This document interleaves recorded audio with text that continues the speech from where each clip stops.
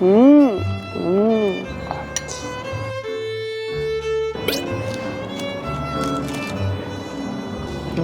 士多啤梨好好食。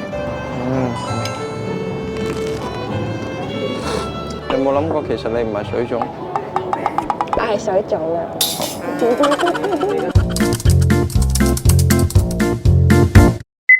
早晨，今日正式嚟到我哋東京嘅第一日。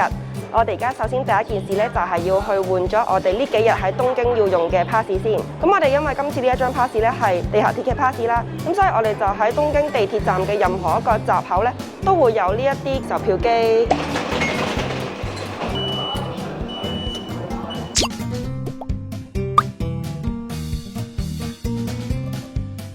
就喺新宿搭咗20分鐘左右嘅地下鐵，嚟到咗藏前啦。咁喺藏前咧，其實都係充斥住呢個文青嘅氣息啦。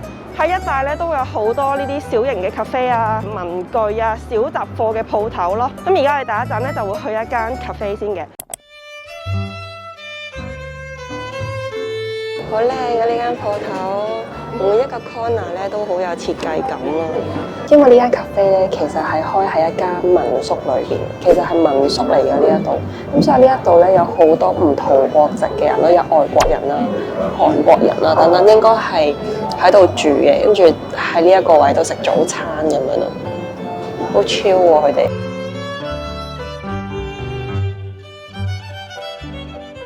咁有冇杯啡？我哋唔係嗌完一齊飲嘅咩？你飲齋啡咁？一朝早飲齋啡可以消水腫。消水腫？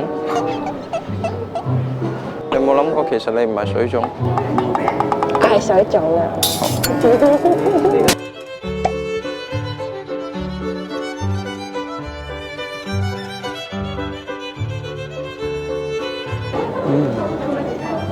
好食嗌啩？好食㗎，肉醬咁嘅味咯，係咪啊？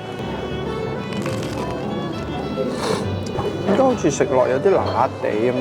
唔係啊，因為佢裏邊有孜然粉喺裏邊啊，咁你咪覺得好似食嗰啲辣嘢咁樣。喂，小學生，你做咩喺度大人扮小學生啊？你隻大髀頂住咗人哋張台啦，已經。係咯，咁矮嘅。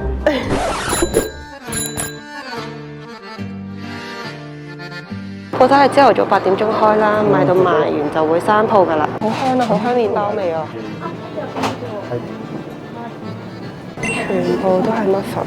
哦，佢有分甜有分鹹。係啊係啊。我對呢個有興趣。一支。係。鹹嘅就380 yen，甜嘅就360 yen。我咧就買咗一個鹹同埋一個甜嘅。好好食啊！朱古力係好濃朱古力味咯，即係唔會好甜，好豐富裏面個餡，好濕潤啊佢。我查下呢間嘢係賣嗰啲手作嘅配件啊，有呢啲皮可以買咯。你睇下靚唔靚？我可以整個散紙包俾你喎。呢一張係好舒服啊！呢一個皮，呢一張580 yen 啫喎。因為我平時整俾你嗰個散紙包咧，好細嘅啫嘛，咁樣咁細嘅啫嘛，咁我就揀呢啲。可以執一袋啊，700 yen 嘅，屌咁細嘅，放台。夠搞笑，任拎。咁我塞到爆為止咯，咪可以。個袋打到結就 OK 咯。你呢度攞晒咯咁，呢度真係好似去咗深水埗咯。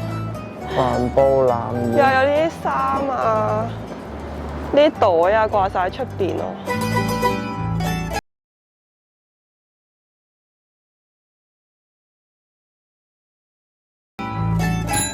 又到咗第二間，喺呢度好出名，專賣骨董甜品咁樣嘅精緻小點心嘅，好靚啊！佢個設計裝修好精緻啊！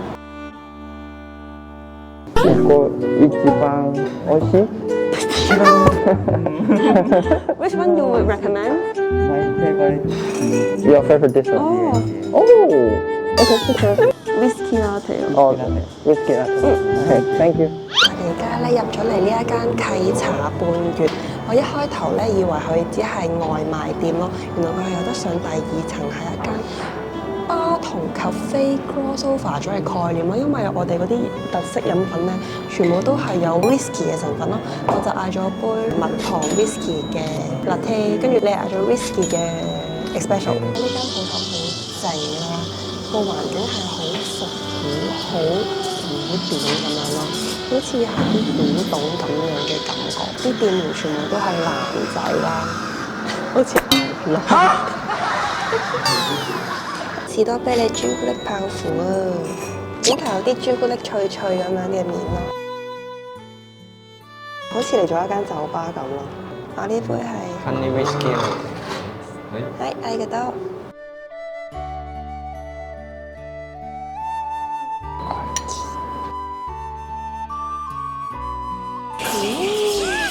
呢個好好飲啊！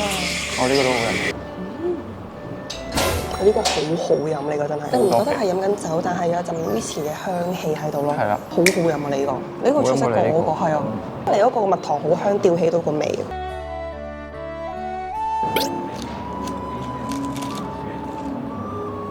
好脆啊！佢個泡芙做得。個士多啤梨好好食。佢唔係香港嗰啲甜品咧，唔係啲士多啤梨好鬼死酸。佢呢啲真係甜嘅士多啤梨。好味。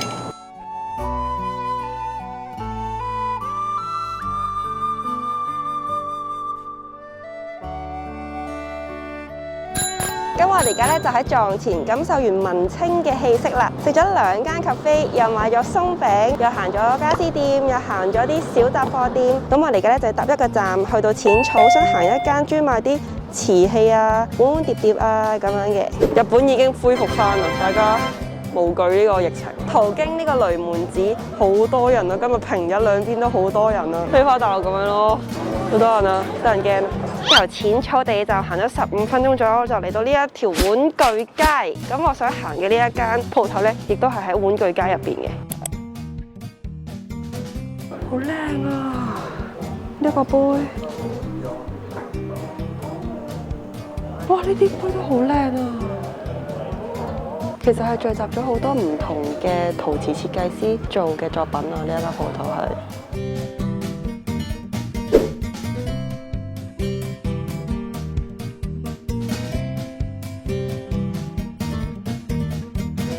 煲煲餐餐都好多喺度，呢度真係成條街咧都好多廚具用品啊！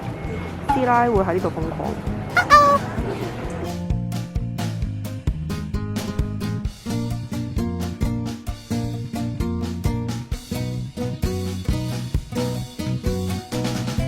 行完呢個玩具街，要再搭地鐵咧去自由之丘。自由之丘咧又係一個好有文青氣息嘅地方嚟嘅，我次次嚟日本咧都一定要去咯。我哋有好多又係啲小店啊，賣下小精品雜貨啊、嘢食啊、甜品啊，或者好多 cafe 咁樣嘅。咁感受到呢度好有文青嘅氣息啊！請問佢喺邊度飄出嚟啊？你唔覺得呢度嘅人都普遍年齡比較年輕嘅咩？唔係啊，前世已經有阿爸婆。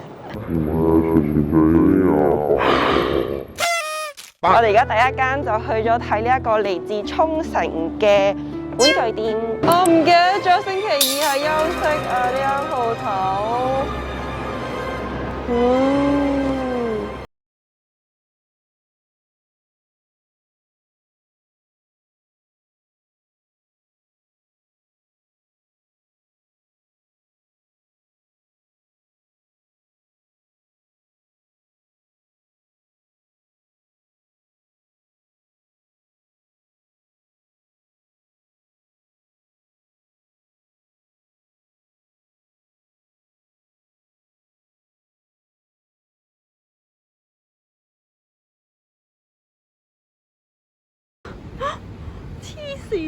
好攰啊！頭先終於都行完呢個自由之丘啦，今日全日都係行街嘅行程。